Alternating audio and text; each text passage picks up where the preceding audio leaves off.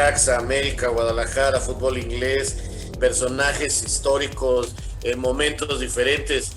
Y tuve la fortuna de ser el primer mexicano que jugó un partido oficial en Inglaterra. Te digo que no había tenido una gran experiencia, una muy buena experiencia con él en Necaxa. Yo salgo de Necaxa por Manolo, esa es la realidad y siempre lo he dicho. Estaba desesperado por irse, yo creo que más que él, algunas personas a su alrededor, y no lo supimos contener, o no lo supieron contener aquí. Bienvenidos a mi canal, La Pelota está en el fondo. ¿Qué tal, amigos? Bienvenidos nuevamente a su canal La Pelota está en el fondo. Qué gusto recibirlos aquí. Hoy con un programa, con un contenido que me parece muy interesante. Es con una persona que tuve el gusto de conocer hace muchísimos años cuando iniciaba su carrera en el fútbol. Y creo que es de esos personajes que a veces no reconocemos toda su trayectoria y todo su camino, y que a la fecha sigue muy ligado al fútbol. Y parece que va con tenis porque no hace ruido, pero realmente es muy importante lo que está haciendo. Y es por ello que me da muchísimo gusto recibir aquí en La Pelota en el fondo a mi querido amigo Carlos López de Silanes. Carlitos, ¿cómo estás? Qué gusto saludarte. Pues muchas gracias, Raúl. Obviamente, pues siguiendo en el fútbol, estando muy presentes, haciendo muchas cosas diferentes, como lo dices, a veces sin hacer ruido. Tratamos de ser lo menos polémico posible dentro de este medio que no se puede alejar. Pero la verdad, muy agradecido con el fútbol. Esa es mi vida, tú lo sabes, ha sido siempre. Y en otras facetas hemos probado muchas facetas. Ahora estamos trabajando después de ser director deportivo de Necaxa, en una faceta como scout del Manchester United, pero pues podemos ir platicando. Tenemos una hora para platicar todo y sí nos conocemos por lo menos hace unos 32 años. Por lo menos, Por lo por menos, lo menos. cuando yo empezaba Vamos a dejarlo así. en la reserva Vamos a central de dejarlo así. Necaxa, ahí empezamos con todo este proyecto de fútbol. Con el Necaxa, donde llega un muchacho que me acuerdo que en aquella época de Roberto Sapuriti le decían el Van Basten. Poca gente sabe eso, que Carlos López de Silane, que usted recuerda perfectamente, quizás con el apodo del cordobés, pero su primer apodo en el fútbol era el Van Basten. Era un centro delantero que terminó siendo un gran defensa central. ¿De dónde salió todo aquello y cómo llegaste al fútbol profesional, Carlos? Híjole, sale de un sueño como yo creo que la mayoría de los niños o que muchísimos niños tenemos, de poder jugar profesional, un sueño apoyado por mis papás y después de probar en varios equipos, te soy sincero, me probé, yo creo que como a los 15, 16 años estuve en América, estuve ahí muy cerca de ser registrado en ese entonces y por azares, por una decisión de alguien, no me quedé. Me fui a probar a Pumas, no me quedé en esa época, pues no nos querían a los güeritos, había una discriminación totalmente diferente a la que tienen hoy, había muchos problemas para eso, de ahí me fui a Cruz Azul. En Cruz Azul estuve entrenando un tiempo en la Reserva Central. Estuve en un proyecto que se llamaba el Proyecto Azul con Chucho Prado, tratando de llegar. Y en un momento dado llega Manolo Lapuente y dice, yo voy a jugar con jugadores ya con experiencia, ya no necesitamos este proyecto. Cortan ese proyecto, nos dan las gracias por lo menos a 15 jugadores, se quedan con algunos como David Rangel, Agustín Morales, fueron 4 o 5 los contados que se quedaron en ese entonces en Cruz Azul. Y, y entonces, pues buscamos a dónde más. Por supuesto que eso no me iba a quitar el sueño. Yo tenía bien fijo en la mente lo que quería hacer, qué quería hacer de mi vida y con lo que siempre había soñado. Y entonces se presentó una oportunidad de ir a Necaxa a entrenar. Yo no sabía, me fueron a ver un par de partidos en la Liga Española y sobre todo en el Club Asturiano. Una persona que estaba dentro del cuerpo técnico, de preparador físico. Entonces me dicen, bueno, creo que el francés es el que me consigue la prueba en Necaxa. Voy, me llevan, me acuerdo era septiembre, ya era finales de septiembre, octubre, y me dicen, pues órale, ¿sabes qué onda? No lo haces mal, pero ya pasaron las pruebas. Ya registramos a todos y pues ya no te necesitamos. Pues, vete el año que viene a ver si todavía sigues con ganas de. Pues dije, no, ¿y por qué no me quedo desde ahorita entrenando? Yo tenía la autorización de mis papás. Gracias a Dios, mis papás siempre me apoyaron en ese. Obviamente con un compromiso de que yo tenía que seguir estudiando, tenía que terminar mi carrera. si quería jugar fútbol, si quería tener los privilegios que ellos me podían dar para poderme hacer más accesible el fútbol, ¿no? Entonces me quedé entrenando como 8 meses con la Reserva Central, haciendo todos los partidos de rancho, con los blancos, viajando por todos los pueblitos y ranchos de la Ciudad de México y cercanos a México. Y de ahí empezamos. Yo era un volante ofensivo, no sabía ni defender, ni en mi vida había defendido. Y me fueron encontrando posiciones. En algún momento estaba Cayetano, y Cayetano me dice, pues ahora Cayetano me ve también en un torneo de inmigrantes. En ese entonces que yo entrenaba en Necaxa, me voy a un torneo de inmigrantes. Él lleva a su hijo a jugar con Uruguay. Aníbal Ruiz lo lleva a su hijo, al hijo de Aníbal, y entonces me dicen, oye, pues juegas bien, pues, ¿por qué no? Te vemos un poquito más. Y así empezó la historia, ganándome minutos a minutos con la Reserva Central, y yo debuto en Primera División antes de haber jugado un partido con la Reserva Central, en un torneo de Copa contra Monterrey, una fecha muy cercana a esta, creo que era el 15 de septiembre, marcando en torneo de Copa, marcando a Martelotto cuando todavía tenía que jugar jugadores jóvenes, menos de 20 años. Aprovechando esa coyuntura que da a veces el reglamento. Y aparece Carlos López, y en la televisión te ponen el cordobés, que yo nunca entendí por qué. ¿No?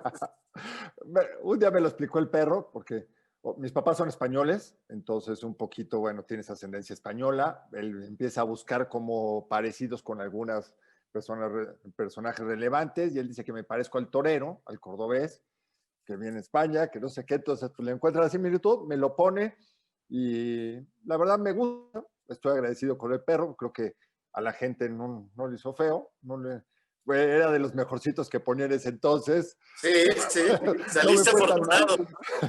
No me fue tan mal, y ni modo de decirle que no, porque entonces venía uno peor, ¿no? Entonces, la va, y gracias a eso el cordobés durante más de 30 años ya. Sí.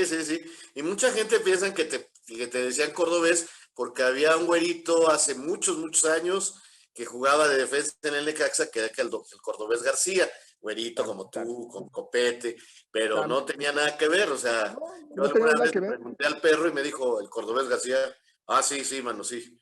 Después dice, sí, también el cordobés García, pero al principio fue un poco eso, fue lo que explicó el perro. Pero ¿Y alguna vez has visto una foto del torero del cordobés? Sí, he visto fotos, y mi papá pues decía, gracias, decía... No creo que te parezcas en nada. No, mi papá decía, bueno, está bien, ya ese cordobés ya.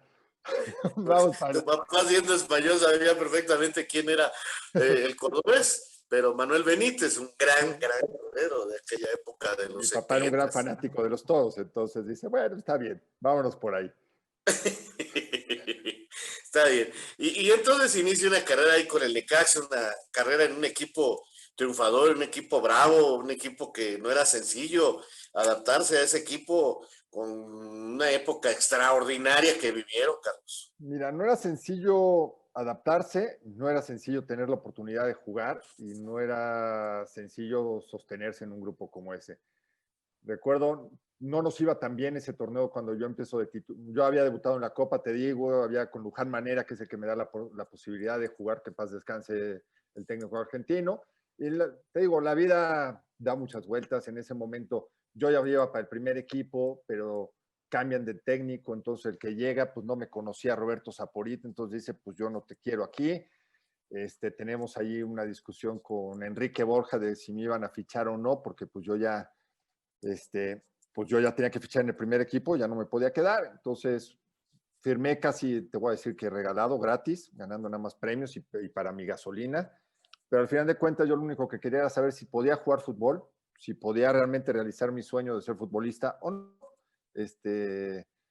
Y entonces empieza a darse la posibilidad. Con Saporita empiezo a jugar de central. Un día me llaman en la pretemporada y me dice, oye, necesito un defensa central.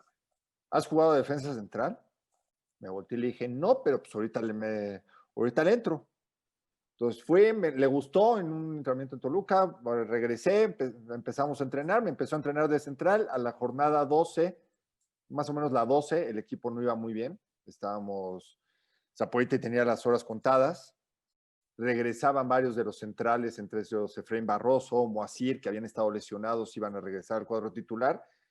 y Saporiti se la juega por meter a un chavo que nunca había jugado central en primera división, más que 10 partidos en la reserva, y le dice, órale, va de central, es una doble jornada, vas a jugar los 3 siguientes partidos, y que Dios nos bendiga, casi, ¿no? Entonces, pero nada más estaba apoyado por un gran equipo de jugadores, por unas grandes amigos. Hoy en día te puedo decir que somos grandes amigos, casi todos. Platicaremos de quiénes son. Pero, y el apoyo de ellos, empezamos a sacar los resultados, empezamos a sacarlos, terminamos siendo el equipo que más goles hizo, el mejor equipo de la segunda vuelta, y no es porque yo haya entrado, sino porque realmente empezaron a funcionar Aguinaga, Peláez, Nacho, Navarro, estaba jugando con Abraham Nava, el Flaquito Esquivel, Beto García Aspe, el Ratón Zárate, Luis Hernández, entonces te puedo decir Cuchillo Herrera, Manolo Rodríguez, estaba el Cabezón Luna, entonces te puedo decir que era un gran equipo y tuve la fortuna de entrar y de quedarme en ese momento. ¿Cómo aprendiste a defender? Porque, por ejemplo, yo he estado en partidos de comentaristas, aparte que te vi, me tocó narrar muchísimos de tus partidos, vivir tu desarrollo, pero ¿cómo aprendes a marcar? Porque hoy en día tú eres de las personas que más reconozco que ya como compañeros, como comentaristas me hablabas de perfil, me hablabas de anticipación, de cuándo salir, cuándo no, cómo cambiar las marcas, a dónde puedes ir a apretar y a dónde no, que si el rival tiene la pelota controlada o si no. ¿Cómo aprendiste? Porque eso se tiene que aprender en fuerzas básicas. ¿Cómo aprendí? A trancazos, tratando de ser cada día mejor, aprovechando que tenía grandes compañeros. Te digo, tenía a Abraham Nava, que en ese momento ya venía de ser campeón con Pumas. Entonces, él prefería que yo cubriera, que yo marcara, que yo entrara, que yo me fuera sobre las pelotas divididas y él sobrar un poquito y poder jugar más claro. Entonces, obviamente, tuve que aprovechar toda la experiencia de todos esos jugadores después de Lalo Vilches, de los consejos de Nicolás, por supuesto de los técnicos, después llega Manolo Lapuente, y poco a poco, pero yo sí tenía claro que quería jugar, que era mi oportunidad de jugar, que yo lo único que tenía que hacer era ganar todas las pelotas divididas y que en base a eso iba a poder jugar, porque dentro de los partidos que había tenido en reserva, algunos amistosos, la participación que tienes es muy poca. Y un día se acercó mi papá y me dijo, oye, güey, ¿no te has dado cuenta? Perdón por las palabras, pero, oye, ¿no te has dado cuenta que nadie te da el balón? Y que las únicas que juegas son las que ganas. Entonces, si quieres jugar un poco más y que se den cuenta cómo juegas, tienes que ganar todas. Y entonces empieza esa parte de decisión. Yo tenía un buen juego aéreo, tenía una buena estatura y con decisión empecé a hacerme fuerte en esa zona y empecé a aprender todo, hablando, tratando de ser líder y entonces en esa forma pues, tratas de solventar algunas carencias que tienes. Y lo ganaste todo en Necaxa. Sí, gracias a Dios ganamos Liga, Copa, Conca Champions, y tuve la fortuna en ese momento también de ir a unos Juegos Olímpicos en mi primer año, o sea, algo que parecía muy poco probable. Yo había estado en una selección cuando estaba en la reserva, a Chirules, y por algunas cosas al final no había estado en el proceso, pero me terminó quedando también para unos Juegos Olímpicos, entonces todo se da muy rápido, en un par de años en Necaxa logramos todo eso y empezamos a hacer un equipo de época, un equipo pues, que realmente marcó los 90s. Los marcó. Y la experiencia olímpica, ¿qué tal? Barcelona, los Juegos Olímpicos de Barcelona y Carlos López jugando para México. Pues yo te puedo decir que cuando sueñas como niño en fútbol, sueñas con una Copa del Mundo. No tuve la fortuna de jugar una Copa del Mundo. Pero cuando llegas a unos Juegos Olímpicos, te das cuenta de la magnitud que tiene eso. No es fútbol nada más. Estás hablando de los mejores atletas del mundo en todos los deportes, en cada uno de los deportes. Pues en ese momento estaba el Dream Team, estaba Jordan, estaban todas las grandes figuras de Estados Unidos en básquetbol. Y te puedo decir, entonces, vas y es una gran convivencia. Nosotros estuvimos algunos días ahí, no nos tocó la inauguración porque estábamos en Zaragoza, porque íbamos a jugar al día siguiente, pero es una experiencia que mucha gente te dice que es a lo mejor más interesante que la de una Copa del Mundo, pero sin el glamour que es una Copa del Mundo, que es lo que todos soñamos cuando somos niños. Pero nos fue bien. Deportivamente no calificamos, empatamos los 3 partidos. Tuvimos la gran posibilidad de calificar en el último partido. Habíamos jugado contra Dinamarca, que venían de ser los campeones del Euro y tenían una gran selección. Jugamos después íbamos contra Ghana el último partido, íbamos contra Australia, jugamos el primer partido nosotros y después contra Ghana lo tuvimos para ganarle 1-0, estaban con 10 jugadores, Pietro Pinetti falló 5 de gol solito enfrente del marco, Pedro Pineda, que venía de estar en el Milan, que venía de ser uno de los chavos revelación en México, y al final en un contragolpe los africanos nos hacen el gol y nos dejan fuera y en un grupo que podíamos haber llegado por lo menos yo creo que a semifinales. Sí, sí, sí. En tiempos de Menotti en la selección mayor y Cayetano Rodríguez en la selección olímpica. Tío Cacho era nuestro técnico y Menotti pues ahí estaba. Ahí estaba. Menotti y se corta mucho de ese proceso, de esa selección olímpica que pintaba para hacer algo interesante con Menotti en un proceso a más largo tiempo. Cuando se va Menotti llega Mejía Barón, Mejía agarra su grupo de jugadores, muchos de ellos de Pumas, y toda esa camada de jugadores jóvenes, muy pocos tuvieron la posibilidad de jugar en selección mayor, aunque era una muy buena selección. ¿Te acuerdas de algunos de tus compañeros? Uy, me acuerdo. Aparte de Pedro Pineda.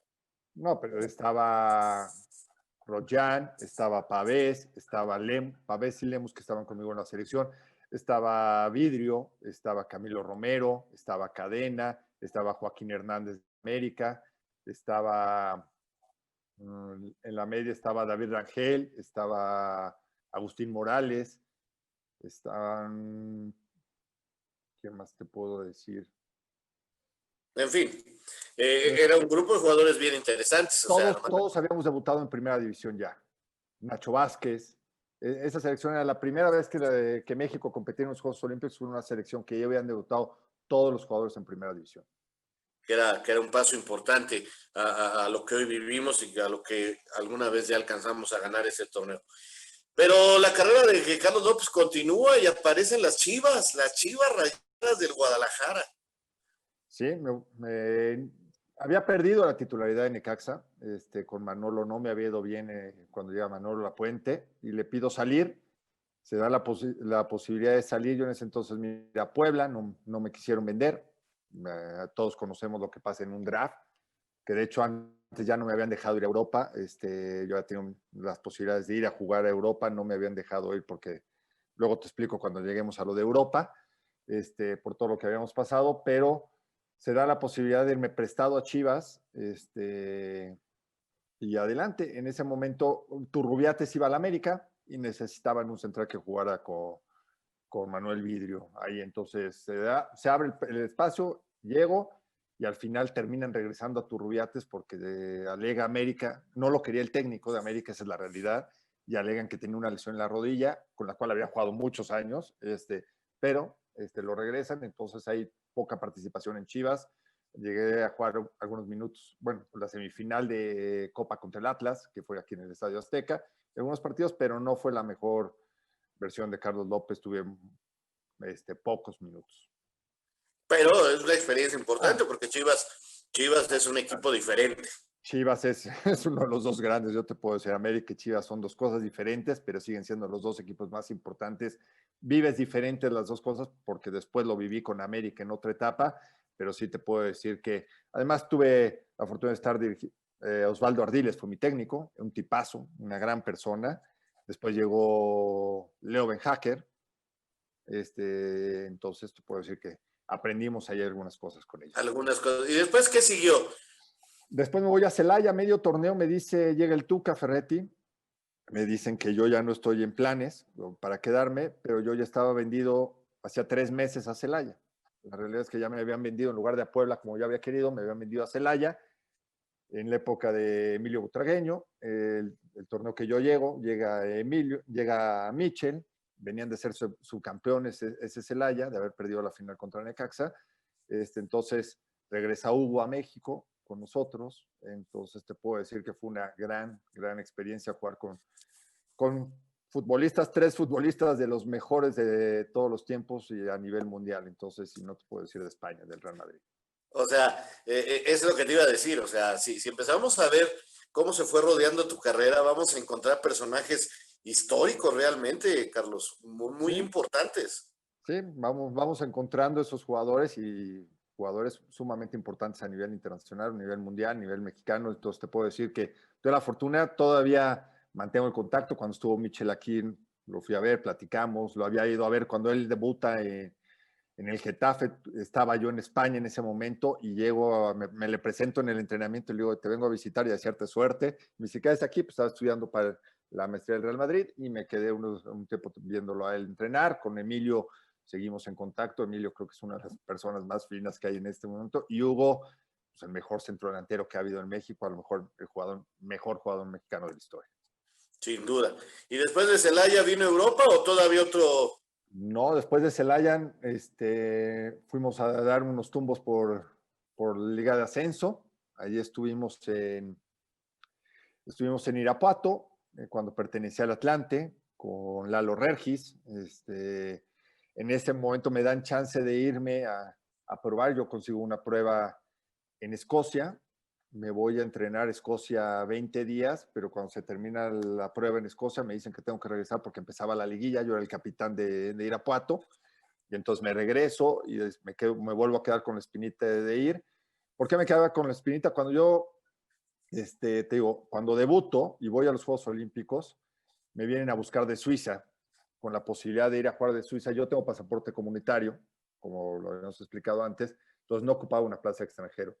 Entonces se da la posibilidad, ellos querían un préstamo con opción a compra, donde realmente el dinero era para mí, y era un equipo muy chico, era un equipo que estaba peleando el descenso, lo iba a pelear durante toda la temporada, y en lo que sí o no se les lesiona el centro delantero, un centro delantero alemán, y dicen, los 100 pesos que tenía para ti, pues se van a ir por el centro delantero que vamos a comprar, y gracias, no se decidió tu directiva, y adelante. Entonces, se da esa posibilidad de irme a entrenar, voy, entreno, después termina ese torneo, me debía un dinero, bueno, me debía una parte de dinero Celaya, les digo, ¿saben qué onda? Ya no me lo paguen, denme mi carta porque me quiero ir a Europa.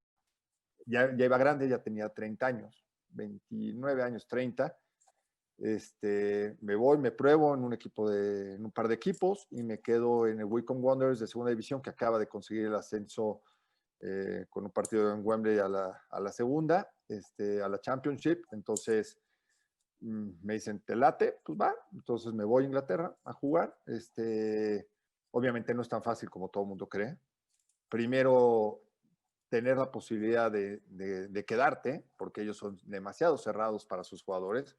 Ellos realmente prefieren jugadores ingleses y más en las divisiones de abajo. En ese momento los contratos podían ser contratos semanales, contratos mensuales, contratos anuales, y a mí me empezaron a firmar contratos mensuales. Yo estuve firmando durante 6 meses contratos mensuales con ese equipo. Entonces, no era nada, o sea, ahí sí te tenías que ganar la repetición de tu contrato mes por mes. Y así me fui quedando. Lori Sánchez era el técnico, la verdad, me trató muy bien. Decían que como tenía apellido como mexicano, español, pues por eso me había quedado, pero no me importó. Y tuve la fortuna de ser el primer mexicano que jugó un partido oficial en Inglaterra. Entonces eso, lo bailado nadie me lo quita. Eso es cierto, eso es Muchas cierto. otras cosas allá en No, Inglaterra. además, hoy en día se dice que es muy difícil prepararte y Carlos López, aparte de jugar, se estaba preparando y hablaba un inglés para poderte mantener en Inglaterra. Sí, gracias a Dios había tenido la fortuna de tener también esa preparación de ese idioma. Nunca había pensado ir a Inglaterra, pensaba yo más ir a España, un país como ese, o Francia, pero se dio la posibilidad de estar ahí y te puedo decir que la mejor liga es una liga demasiado profesional, y la afición es impresionante. O sea, los que hemos vivido, los que han podido vivir partidos en Inglaterra, es otro nivel, es otra cosa, no se le compara con ninguna liga del mundo. Es verdad, sí, es verdad. El ambiente, el entorno es diferente, son distintos los ingleses y de un alto, alto nivel competitivo. ¿Y después qué sigue? ¿Prepararte para ser director técnico, para ser directivo? Porque apareces por todos lados, Charlie. No, después regreso, fíjate, regreso de ahí, Yo no tenía promotor, la verdad es que nunca tuve representante. A lo mejor ese fue mi error, no haber tenido representante, me hubiera ido mucho mejor, pero regreso y me voy a jugar a Yucatán en Liga de Ascenso. Nos movemos, tenía ya mis hijos, estaban chiquitos, mi hijo tenía 5 años, mi hija acababa de nacer, cuando yo me había ido a Inglaterra había nacido, entonces estando allá nos agarra Isidoro, nos agarra todo el problema, no nos pagaban, había mucha falta de pago y en ese momento platicando con mi esposa, llegamos a una decisión, le digo, oye, me están ofreciendo cuando termine la temporada irme a otro equipo de Liga de Ascenso, ¿cómo ves? A mí me gustaría seguir jugando. Me dijo, a ver, no te pagaron la mitad de lo que te dijeron. Para ir a sufrir y para ir a otra cosa, ¿por qué no empezamos a prepararnos? Además, tu hijo empieza la primaria, démosle algo de estabilidad a la familia, ya es momento de darle estabilidad a la familia, pensando en mi hijo, en Carlos, y mi hija que estaba muy chiquita. Dije, ok, tienes razón, empecemos, me retiro hoy, y vamos a darle otra cosa. Gracias a Dios y la fortuna, tengo algunos amigos periodistas y Martín del Palacio me dice, oye, ¿ya te retiraste? Le digo, me estoy por retirar, ayúdame a escribir columnas. Entonces, yo no sé escribir, güey, vente, tú vas a aprender aquí. Entonces empiezo a escribir en Afición, algunas columnas, análisis tácticos. En ese momento empiezan a transmitir aquí en Sky la liga inglesa. Francisco Javier en ese momento le estaban maquilando con Estadio W, lo que hoy es TUDN, le estaban maquilando y dicen, oye, pues tú eres el que jugaste en Inglaterra, pues tú conoces el fútbol inglés, se echan, ¿por qué no te vienes aquí? Y empezamos. Entonces empiezo a narrar, bueno, no a narrar, a hacer comentarios de la Liga Premier y así me empiezo a involucrar en los medios. Mientras tanto, sigo mi preparación, ya tenía para terminar mi curso de entrenador, termino mi curso de entrenador, estudio una maestría en dirección deportiva, la del Real Madrid, estudio la maestría de la Johan Cruyff para ser directivo.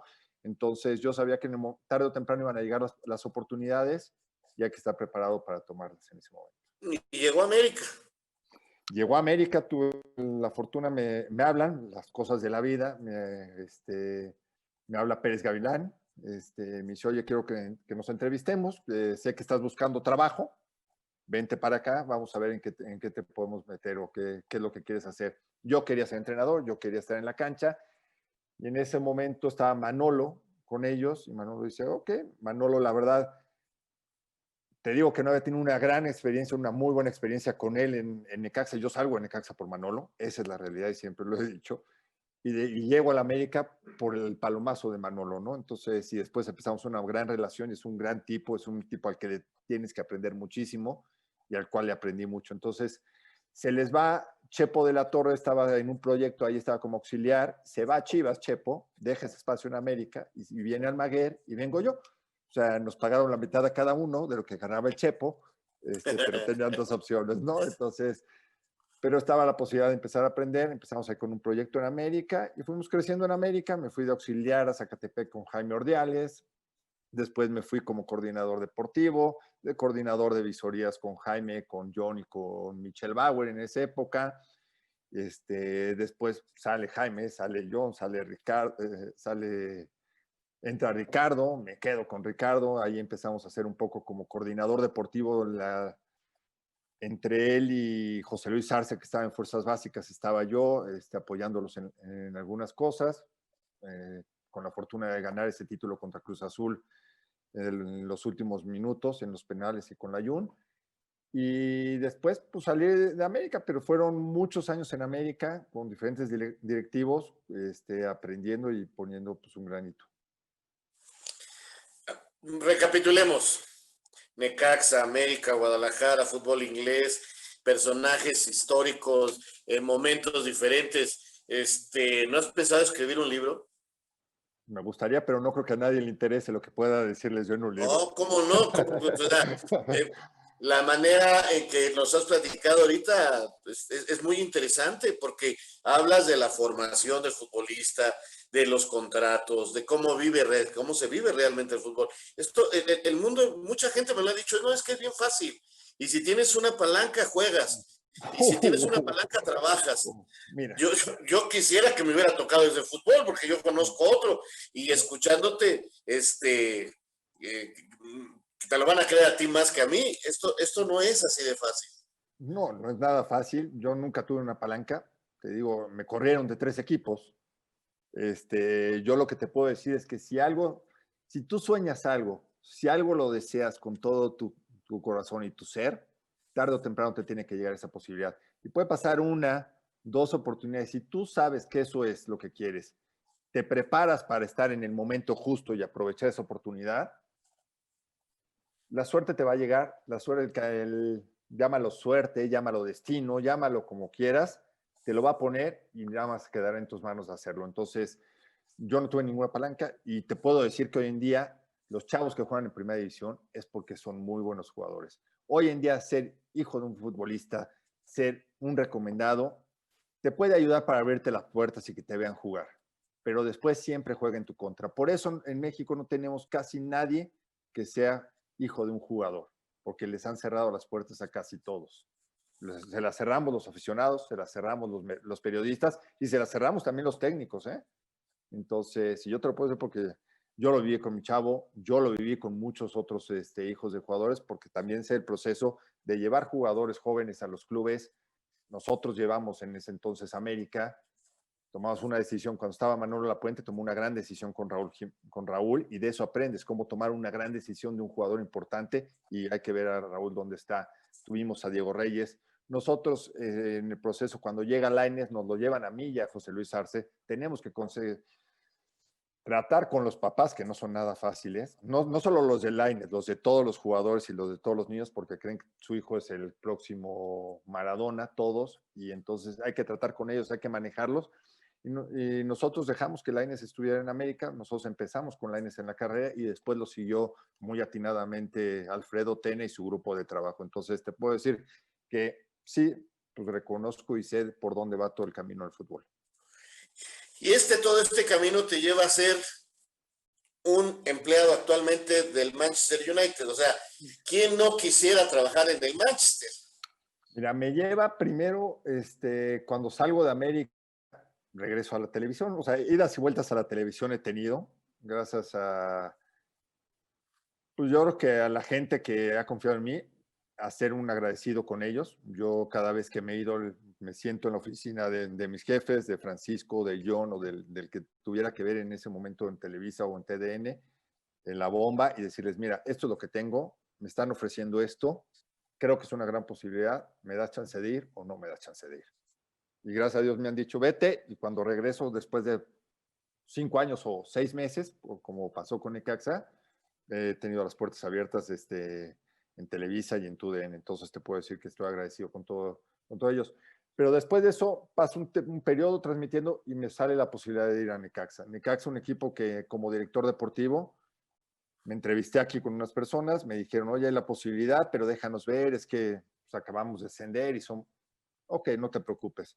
Fecha 6, el equipo no ganaba, el equipo era último lugar, el equipo estaba para pelear el descenso y me hablan y me dicen, ¿te la juegas ahorita? Y no era el dinero, yo se los dije, mira, el dinero no lo es porque me pagas mucho menos de lo que puedo cobrar en cualquier otro lado.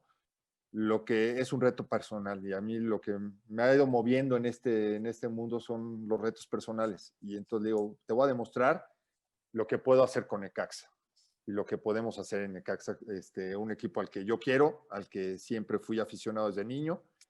Y llegamos hasta la semifinal con América. Llegamos a perder esa semifinal, pero logramos salvar el descenso por mucho en ese primer torneo. Y después, bueno, hay cosas raras otra vez dentro de esta carrera que me dejan fuera. Regreso, y en ese momento me voy a hablar el Manchester y me dice, oye, sé que ya me enteré que saliste de Necaxa, ya habíamos hablado un par de veces antes. Yo sigo pensando en una persona en México, quiero tener una persona en México que me pueda ayudar a hacer el scout y que me diga todo el análisis del fútbol mexicano y lo que podemos hacer en México. Y ¿cómo ves? Nos empezamos a entrevistarnos, empezamos a tener pláticas y a los 2 meses estaba trabajando para el Manchester United como visor y asesor de la Liga Mexicana para Primera División del Manchester. ¿En qué consiste, Carlos, su labor? Bueno, consiste en mucha chamba. Primero, el conocimiento del fútbol mexicano es fundamental y el conocimiento del fútbol inglés. Ahí empezamos con eso. Después hay que saber qué es lo que necesita cada uno de los equipos, porque no todos los equipos buscan el mismo perfil de jugador o qué es lo que necesita cada equipo para sus jugadores. Entonces, estar empapado de lo que quiere el Manchester United para un jugador, y más en mi caso que era para Primera División. Y después es el seguimiento diario de toda la Liga Mexicana. Entonces, yo todas las semanas iba a 3 partidos en vivo. Yo me echaba 3 partidos de Primera División, más algunos sub-20 en vivo.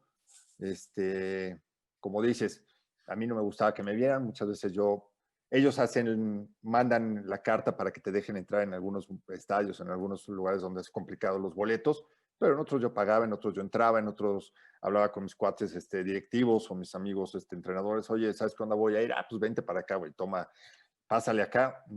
Tratar de hacer el menos ruido posible.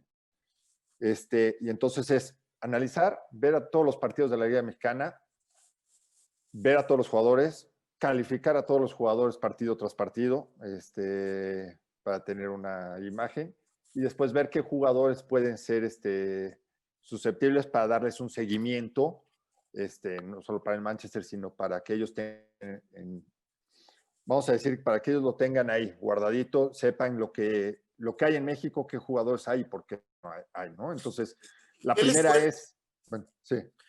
¿Qué les puede interesar al Manchester de México? O sea, después del Chícharo, del Chicharito no hemos vuelto a tener así como que digamos, o sea, qué padre que nos tengan escauteados y más por ti, qué bueno que esté este trabajo, pero ¿cómo se refleja ese trabajo? O sea, porque me imagino que de repente pues habrás dado nombres, no sé.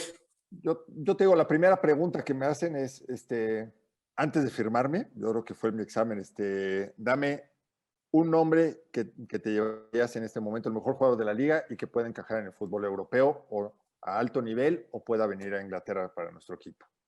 Irving Lozano. En ese momento Irving estaba en México, estaba rompiéndolo en la Liga Mexicana. Y entonces hablamos de las facilidades económicas, facilidades de salida, de todo ese proyecto.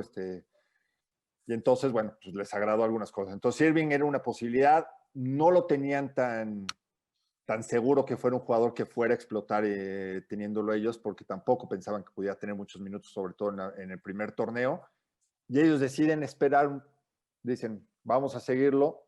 Nosotros no le entramos hoy, pero sabemos que ese jugador no nos interesa gastar 20 en lugar de 10 que podemos gastar ahorita, si es el jugador que pensamos que puede llegar a ser, ¿no? Entonces, ahora se fue en 45 o 40 y cacho al Napoli, bueno, pero entonces empiezas a darles esa importancia. Si hay jugadores por los que se han fijado, yo te puedo decir que yo empujé mucho a Raúl, pero a Raúl desde antes de que llegara Wolves, porque yo conozco a Raúl, tú sabes que a Raúl lo tenemos desde la segunda división, que lo conozco a su familia y las capacidades que tiene Raúl. Es un jugador que podía encajar muy bien en un equipo inglés de ese nivel. Tampoco podían apostar tanto, tampoco creo que le convenía a Raúl en ese momento porque iba a ser suplente y no iba a tener los minutos, pero ellos han venido 3, 4 veces uno de los jefes de scouts, porque para ellos hay 3 jefes de scouts, que son los que recorren el mundo, viendo los que tú les propones, las promesas que tú propones o los jugadores que ellos piensan que pueden tener. Y ellos han estado 2 o 3 veces en México viendo partidos de selección nacional, viendo 2 o 3 jugadores interesantes.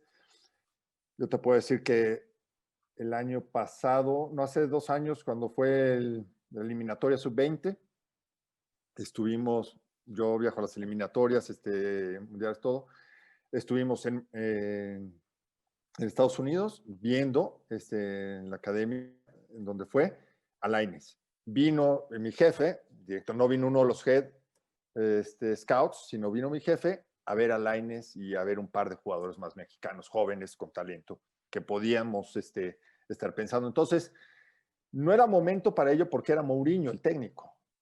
Y Mourinho lo que necesita es jugadores de mucho nivel, caros, no les importa pagar 80 millones, pero que le den una solvencia para ser campeón. Él necesitaba ser campeón. Y ahora se han abierto varias posibilidades con Solskjaer. Es un técnico que le gusta más los jóvenes, que le gusta otro tipo de mentalidad. Él la trae mucho como jugador del Manchester. Él piensa cómo tiene que ser el jugador de Manchester. Y tenemos un par de jugadores jóvenes mexicanos que seguimos viendo, más todo lo que hay en el extranjero, más todo lo que le podemos ir incluyendo. Porque no nomás ves jugadores de México.